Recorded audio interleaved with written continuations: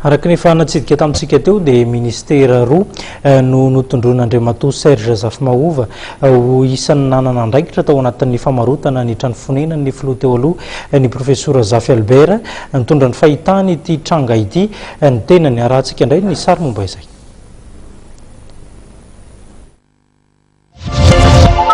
Manana andraikitra ao anatin'ny raharaha fivarotana ny Villa Elisabeth izay toeram-ponenan'ny filoha teo aloha Zafy Albert Menakavy ny M2 Pat sy ny ministera ny vola sy ny teti-bola hoy Andriamatoa Zafimahova Serge filohan'ny CDE raha nitondra ny heviny mikasika ity raharaha ity. Misy elanelany lehibe tokoa ny 4 Janoary 2024 daty nanaovana sy ny fanarahana ara-barotra niarahana tamin'ny ministra tamin'izany sy ny 15 Novambra 2024 izay nivoahan'ny taratasy fanarahana.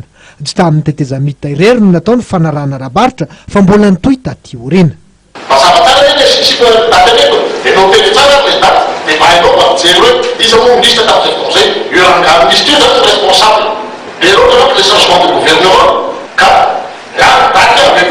Avec précision, ni en 15 novembre 2016, dossier MDI, instruction numéro 696 par Sincaras de l'Esactorie, des GSF. Il y a des responsabilités. Oui.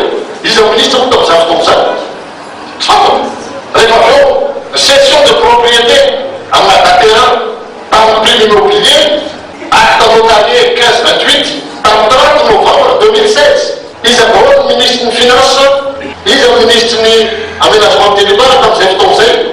Mikasika ny fampihavanam-pirenena kosa dia nilaza Andriamatoa Zafimahova Serge fa tsy mahatoky ny fiasan'ny komiti ny fampihavanam-pirenena mihitsy Andriamatoa Zafy Albert. Famille dans le terrain, misy natenena amin'ny économie principale.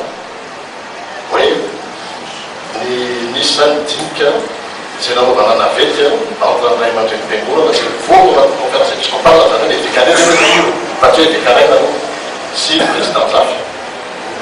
Ny tiako resahana zany nisy zany tolo-dalàna napetraka tamin'izay fotoana izay tena toko hoe zavatra kompleta teraka zany izy napetraka tamin'izay fotoana izay.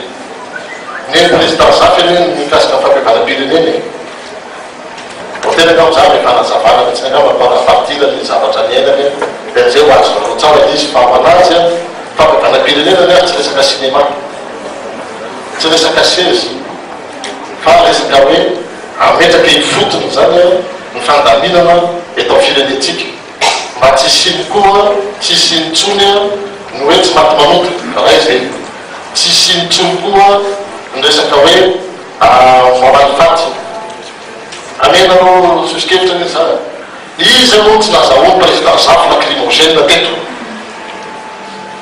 tamin'ny androny rehefa miverina tao ampitondrana dia manao filoha Didier Ratsiraka ninana lacrymogène tany Tomasina ny délégation président Zafy Albert izay nametraka ny territoire libéré tany Tomasina.